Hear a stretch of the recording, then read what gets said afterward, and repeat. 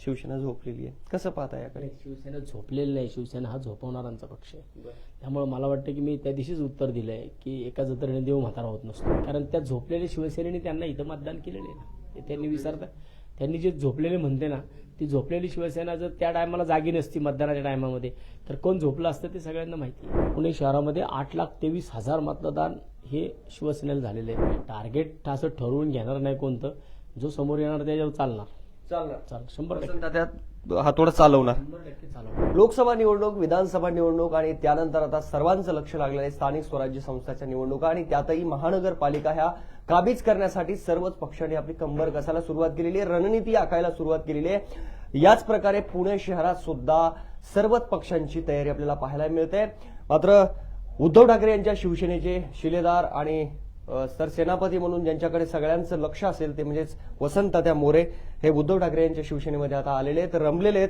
त्यांच्याशीच पुढची काय रणनीती असणार आहे, पुणे महानगरपालिका हे महाविकास आघाडी म्हणून लढायची की एकट्या शिवसेने लढायचे, हेच मी त्यांना विचारणार आहे.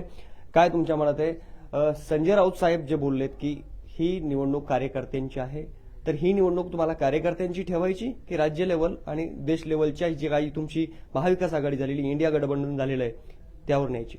ही निवडणूक तसं पाहिलं तर याचे सर्वस्वी अधिकार हे माननीय पक्षनेते उद्धव साहेबांनी आहेत. उद्धव साहेब निवडणूक ही एकट्याने लढायची का एकत्रित महाविकास आघाडी म्हणून लढायची हे उद्धव साहेब ठरवतील. पण ज्यावेळेस आम्हाला शहरामध्ये जो मेळावा झाला त्याच्यामध्ये ज्यावेळेस मला ते विचारलं होतं, मी स्पष्ट सांगितलं होतं की कोणत्याही परिस्थितीमध्ये 2 मतप्रवाह पुणे शहरामध्ये आहेत.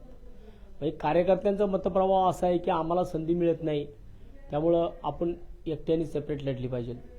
आणि त्याच्यानंतर मग जर दुसरं आपण म्हटलं तर एक लोकप्रतिनिधींचा ग्रुप पडतो की त्या ग्रुपचं असं म्हणणं आलं की त्याच्यामध्ये आपण महाविकास आघाडी म्हणूनच लढलं पाहिजे. त्यामुळे मला वाटतं की मी तसं सांगितलं होतं की महाविकास आघाडी म्हणून जर आपण लढलो पुण्यामध्ये 4चा प्रभागाच्या दृष्टिकोनातून, तर आपल्याला जर निवडणुका जिंकायच्या असतील एकत्र येऊन ह्या आघाडी म्हणून लढलं तर सोयीस्कर आणि सोप्या ठरतील. पण उद्धव ठाकरेंच्या शिवसेनेची पुण्यामध्ये किती ताकद आहे, तुम्हाला काय वाटतं? ताकद आहे. पुणे शहरामध्ये 8,23,000 मतदान हे शिवसेनेला झालेलं आहे. म्हणजे 3 नंबरचं 3 नंबरचं मतदान. 1 नंबरला भारतीय जनता पार्टी आहे, 2 नंबरला राष्ट्रवादी काँग्रेस जी आता 2 झाल्यात, आणि 3 नंबरला शिवसेना. हे तिन्ही पक्ष प्रत्येकजण सेपरेट लढला होता. मग त्याच्यामध्ये शिवसेना ही सेपरेट लढली होती. मग शिवसेना सेपरेट लढलेली असताना शिवसेनेला पुणे शहरातली 3 नंबरची मतदान झाले. 8,23,000 मत आहे. 4थ्या नंबरवरती काँग्रेस आहे पुणे शहरामध्ये. त्यामुळे मला असं वाटतं की वैयक्तिक एकटे जरी लढलो ना तर शिवसेनेला काही त्रास होणार नाही. आत्ताचे 5 नगरसेवक जे पक्ष सोडून गेलेत ह्यांच्या प्रभागांमध्ये म्हणावा असा काही फरक पडेल असं वाटत नाही. बाळा ओसवाल असतील किंवा टोसरताई असतील यांच्या इथं फरक पडू शकतो, परंतु त्या ठिकाणी त्यांच्यापेक्षा तगडे उमेदवार कोंडवे तरी आहेत.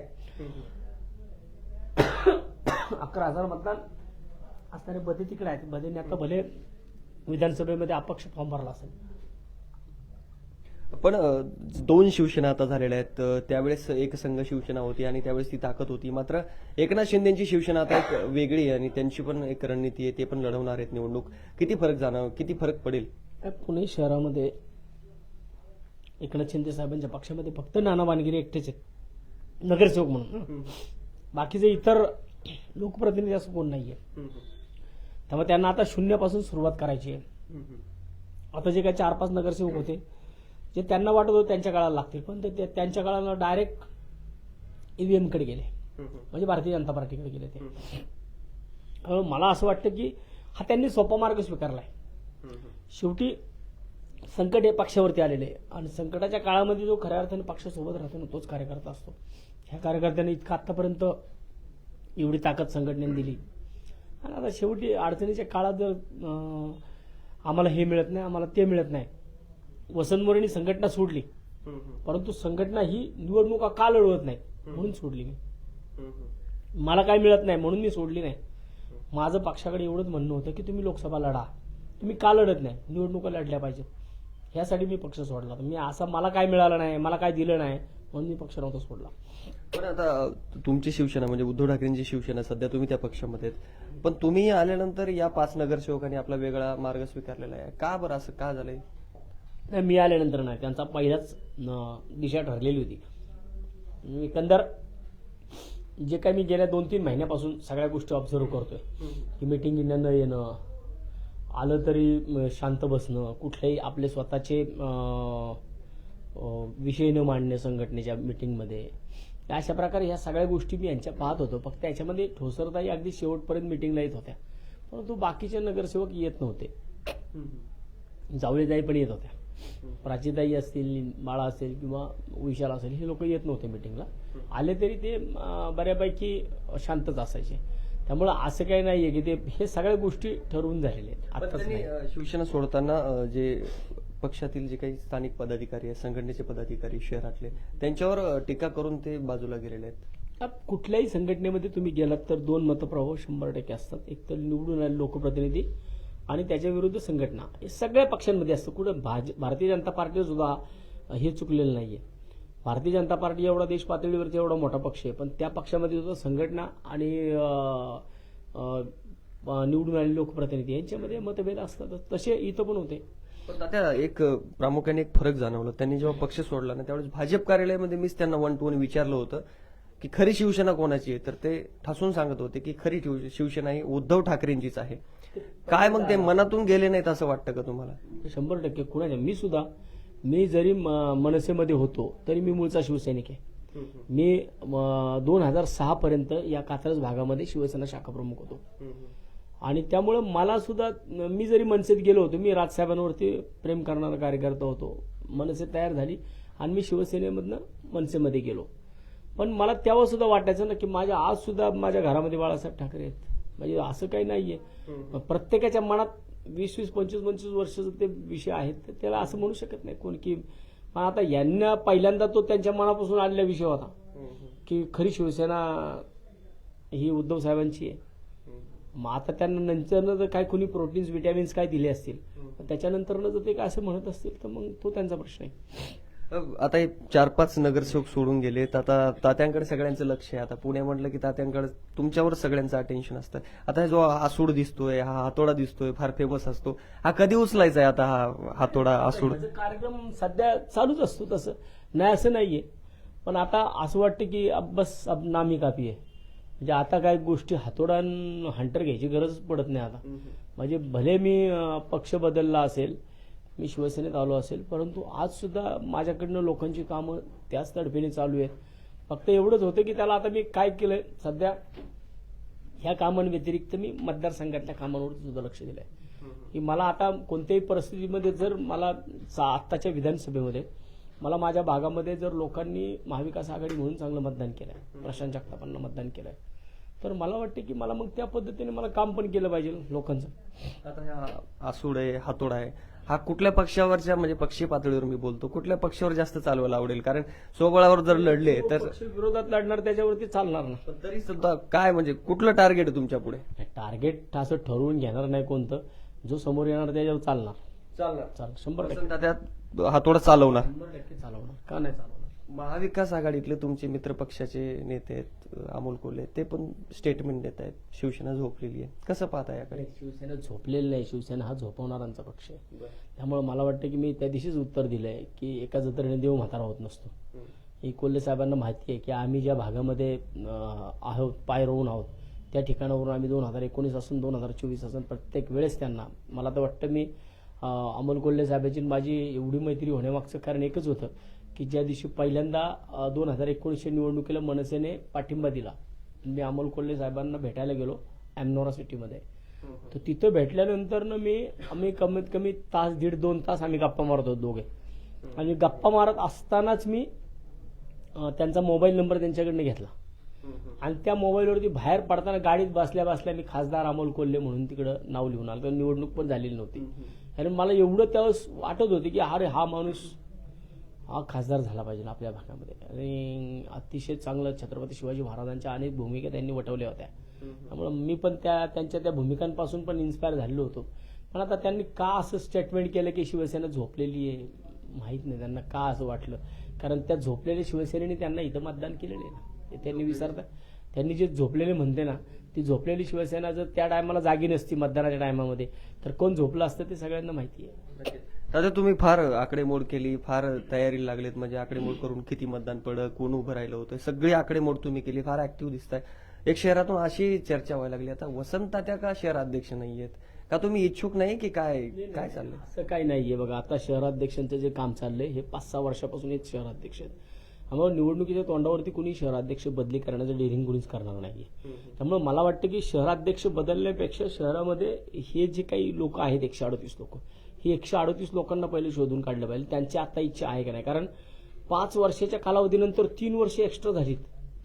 वास्तविक पाहता 2022ला निवडणूक होणं गरजेचं होतं, पण आता 2022 नंतर अजून 3 वर्ष गेलीत. हे म्हणलं अजून 2 वर्ष थांबले असते तर 2 टर्म झाले असते, म्हणजे 10 वर्ष झाली असती निवडणुकीला. म्हणजे पहिले जे लोक निवडून आले 17 नंतर आता 25 आली आहे, तरी अजून निवडणूक नाही. म्हणजे ही जी लोक आहेत 138 लोक, ही 8 वर्षापूर्वी निवडणूक लढलेल्या आहेत.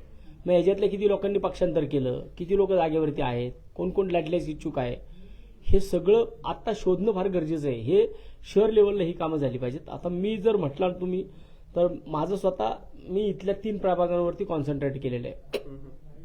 माझा प्रभाग कसाही कुठेही जाऊ देत, कारण मला कुठेही नेला तरी मी त्या ठिकाणी माझ्या पद्धतीने मी माझं मतदान आहे त्या ठिकाणी मी निवडून येणारच कोणत्याही परिस्थितीमध्ये. आता पण शहराध्यक्ष पदाची जर जबाबदारी तुमच्याकडे दिली तर तुम्हाला ते आवडेल का काम करायला? हे का नाही आवडणार? मी या शहराचा शहराध्यक्ष म्हणून राहिलेलो आहे पूर्वी सुद्धा. त्यामुळे मला वाटतं की संघटनेने आत्ता नाही, पण मी आत्ता सध्या तर नाही घ्यायला तयार, कारण मला माझ्या वॉर्डावरती फोकस करायचा आहे. मला माझ्या वॉर्डावरती निवडणूक लढवायची आहे. माझ्या वॉर्डात मला इथं 4 नगरसेवक कोणते, मी राऊत साहेबांना सांगितलं की मी कोणत्याही परिस्थितीमध्ये 3-4 नगरसेवक या भागामधनं निवडून आणणार. मागच्या वेळी सुद्धा मनसेमध्ये असताना मी 12 माझ्याकडे उमेदवारांचे फॉर्म होते, पण 12 मी एकाही उमेदवाराचं डिपॉझिट सुद्धा इथं जाऊन दिलं नव्हतं. प्रत्येकाला इथं 5-6 हजाराच्या पुढे मतदान झालं होतं, की जिथं बेस नसताना सुद्धा. परंतु इथं तर शिवसेनेचा फार मोठ्या प्रमाणात बेस आहे. आज इथले जर तुम्ही मतदानाचे आकडे पाहिले 41 मधले, 40 मधले किंवा 38 मधले, इथल्या प्रत्येक शिवसेनेच्या उमेदवाराला 4-6 हजाराच्या पुढे मतदान आहे. 6-6 हजारापर्यंत मतदान झालेलं आहे. रमेश गायकवाडांना 8-8.5 हजार मतदान आहे. आमच्या गणेश कामठेंना 8,900 मतदान आहे. गंगाधरांना बदलला 11,000 मतदान आहे. म्हणजे लोक आहेत ना मोठ्या मोठ्या मतदानाचे लोक. किती नगरसेवक करण्याचं टार्गेट ठेवलेलं आहे तुम्ही शिवसेनेचे? मी इथं तर माझ्या भागात ना, आता मी संपूर्ण शहराचं गणित माझ्या हातात अजून काही दिलेलं नाही किंवा आलेलं नाहीये. त्यामुळे मला तर वाटतं की माझ्या भागातनं मी 4 नगरसेवक निवडून आणण्याची ताकद मी ठेवतो या 3 प्रभागांमध्ये. मनसेचे तुमचे काही जुने सहकारी आहेत, ते काही संपर्कात आहेत का? काही आणणार आहेत का पक्षात तुमच्या? येतील आहेत का संपर्कात? येतील. ते जशा निवडणुका जवळ येतील तसं मी माझे बाकीचे जलवे दाखवायला सुरुवात करेन ना. जलवा दाखवणार, 100% दाखवणार. बरंच तुमचा मनसे म्हणजे जुना पक्ष होता, त्या पक्षाला काय सल्ला आहे? म्हणजे तुम्ही आता बोलताना बोललाय की ते निवडणुकाच लढवत नव्हते म्हणून तुम्ही नाराज होते आणि वेगळा मार्ग स्वीकारला. त्यांना काय सल्ला आहे महापालिकेच्या निवडणुकीच्या पार्श्वभूमीवर? बघा, सन्माननीय राजसाहेब ठाकरे हे सक्षम नेतृत्व आहे. मनसेमध्ये अनेक पुणे शहरामध्ये मातब्बर नेते आहेत पुणे शहरामध्ये. त्यामुळे ते मातब्बर नेते पुणे शहरातले निर्णय घ्यायला सक्षम आहेत. त्यामुळे ते नेते निर्णय घेतील की पक्षाला काय सल्ले द्यायचे ते. त्याच्यातनं काहीतरी त्यांनी शिकावं. आता या विषयातनं काहीतरी शिकून त्यांनी कार्यकर्त्यांना न्याय देण्यासाठी प्रयत्न करावेत. एकमेकांचे पाय वाढण्यात रमू नये. त्यामुळे त्यांच्या पक्षामध्ये आता त्यांनी काय करायचं हा त्यांचा प्रश्न आहे.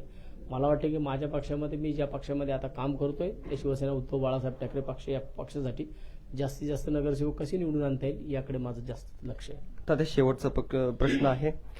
मनसेचा महाराष्ट्रामध्ये एकही आमदार निवडून आला नाही. स्वतः राज ठाकरे यांचे चिरंजीव अमित ठाकरे यांचा सुद्धा पराभव झाला. याचं कुठंतरी वाईट वाटलं का तुम्हाला?